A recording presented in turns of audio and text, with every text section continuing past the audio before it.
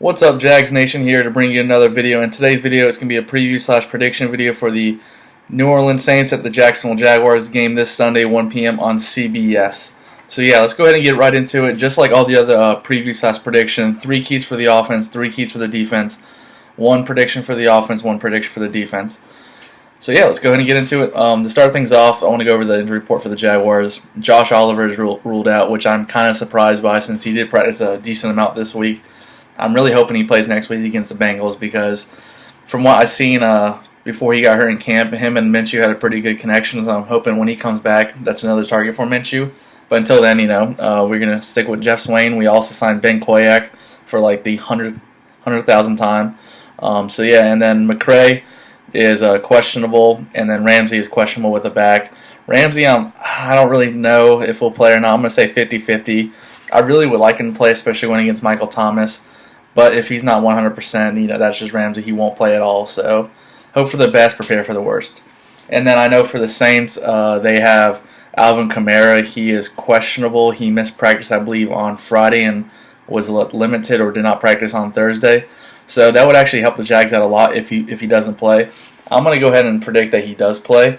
But knowing that he is a little banged up may come in the Jaguars' favor.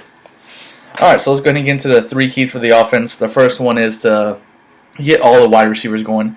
DJ Chark's going to be going up against a pretty decent secondary, in my opinion. I think they're going to double cover him, or Marshawn Lattimore's just going to not necessarily lock him down, but contain him to a certain extent. I still think DJ Chark will get his share of catches and hopefully a touchdown, but you need to get the other wide receivers going, like especially Chris Conley and Dede. I think Dede should have a good game in Chris Conley, and then use the tight ends in your advantage. And also Leonard Fournette in the passing game. I think Leonard Fournette in the screen game and the passing game is much improved from previous years. So definitely look at other targets besides DJ Chark. Even though I think DJ Chark's a phenomenal wide receiver this year, he's definitely taken that step from year 1 to year 2. So I definitely hope he has a big game, but just look at the other wide receivers, and just don't always you don't always have to throw it at near DJ. So yeah, and then the second one is get Leonard Fournette going. Last week he started off kind of slow, and same thing with the Broncos the week before that. He started off slow, but the second half is kind of like where he took off. I'm hoping Leonard Fournette can get going right away in the first quarter or first half, and just continue like the whole entire 4 quarters, just running the ball really well. I believe the Saints have a pretty good stretch of not allowing a 100-yard rusher, so it's definitely going to be a challenge, and I think Jags have a pretty good chance to do it. If not, 60 to 80 yards isn't bad, especially if they're 5 or 10 yards here and there, or if he only has 60 yards rushing, but you have Leonard Fournette that catches 60 yards in the passing game. That's 120 total yards. So either way, just get Leonard Fournette going, either in passing or running, and yeah. And then the third and final one is don't turn the ball over. We turned the ball over, I believe, 3 times last week against the Panthers. And you had the fumble return for the touchdown. You had another fumble where we gave them good field position. So just trying to minimize those turnovers. Just try not to get 3. Maybe just if you're going to turn the ball over, maybe just once, but don't make it a critical one like a pick 6 or a fumble return for a touchdown. Because the turnovers definitely can cost you a game and can win you a game in a matter of a second. So just try not to turn the ball over. Minshew's done a pretty good job of not throwing interceptions. He has fumbled, I believe, 5 times, but I'm going to say about 2 or 3 of those haven't really been his fault. He just had no time and just gets hit from the blind side, or for example, Andrew Norwell walks right into you. So yeah, let's go ahead and get into the defense. 3 keys. The first one is get takeaways. We only have 2 takeaways this season, 1 on special teams and then the Rodney Harrison interception against the Broncos. In 2017, we just dominated with turnovers. We pretty much got a turnover every game and multiple turnovers every game. And to only have 2, 1 on special teams and 1 on defense this whole entire season is definitely a disappointment. Last year was a disappointment, but we had more by this point. Like we had a pick 6 week 1 last year. We had a fumble return, not a fumble return, but a fumble recovery in week 1. Like just week 1 of last year, we had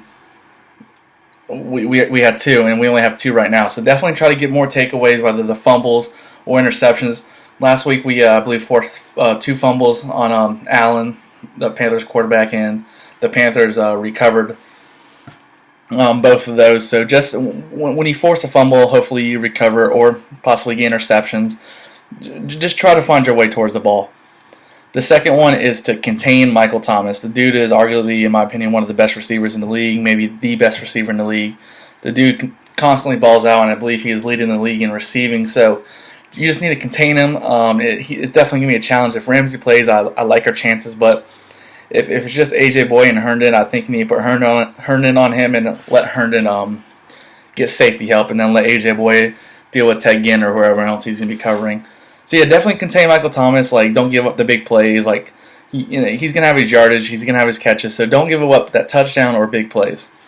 And then the third and final one is contain Kamara. Don't let him run all over you. The dude is a monster. He's good in the screen game. He's good in the pass catching game, like lined up as a wide receiver, kind of similar to McCaffrey, and he can run really well with the ball. He's one of the better running backs in the league as well. And it's funny how Leonard Fournette, Kamara, and McCaffrey all came from the 2017 draft class. So yeah, definitely contain Kamara. Like I said, same thing with Michael Thomas. He's going to have his yardages, he's going to have his catches and stuff like that. But just don't let him get the big plays. Same thing, like Michael Thomas, Kamara, don't let them get the big plays. Contain them to minimum yardage, minimum catches, and no touchdowns. And yeah, I believe that's definitely going to help win the game if you can contain Kamara and contain Michael Thomas. But that's if Alvin Kamara plays. I really hope he doesn't. But if he does, you just got to contain him. Now for the predictions for the offense, like I do one prediction for the offense, one prediction for the defense. So yeah, one prediction for the offense, I'm going to go with Dede. Westbrook has his breakout game of 100 yards. I'm not going to predict a touchdown, even though I think he can get one, but I think with Lattimore covering DJ Chark, I think DJ Chark, not necessarily, like I said, not necessarily going to struggle, but he's going to have to be locked down in some plays and not be open all the time. So I think Dede Westbrook's going to take advantage of that and have over 100 yards. I'll say 8 catches for over 100 yards. And then for defense, I'm going to say Yannick has another great performance, has 2 sacks and a forced fumble and a fumble recovery. I think he'll recover his fumble or someone else's fumble. But yeah, I think he has 2 sacks. He had 2 sacks last week, so he's finally starting to come back to his form. Even though earlier in the season he didn't have any sacks, but he definitely had pressure, and you could definitely sense his presence was known. But he had no sacks on the board. But now he has 2, and I think he gets another 2 this game. So yeah, overall, I think the Jags have a pretty decent chance to win this game. It's going to be a tough game, and if we can go to 3-3, I think our next 2 games are not necessarily easy wins because it's any given Sunday, but they are definitely doable wins after this with the Bengals and the Jets. So yeah, so my 3 keys for the offense: look at other wide receivers besides DJ Chark, get Leonard Fournette going and get him going early, and then don't turn the ball over. And then for the defense, contain Alvin Kamara, contain Michael Thomas, and then get takeaways. And I think if you can do all 3 of these for the offense and defense, I think you have a great chance to win this game. So yeah, I'll be at the games. Like I said, I have season tickets, and I haven't really done a vlog at all yet this year. I know I said I was going to for every home game, but I did get too into the games and stuff like that. I just forget to videotape everything. So I am going to try my best to kind of do a mini vlog and get as many clips as I can for the game this weekend. But overall, yeah, so let's go Jags, and hopefully we move to 3-3 and continue to fight for the first place in the AFC South. Go Jags.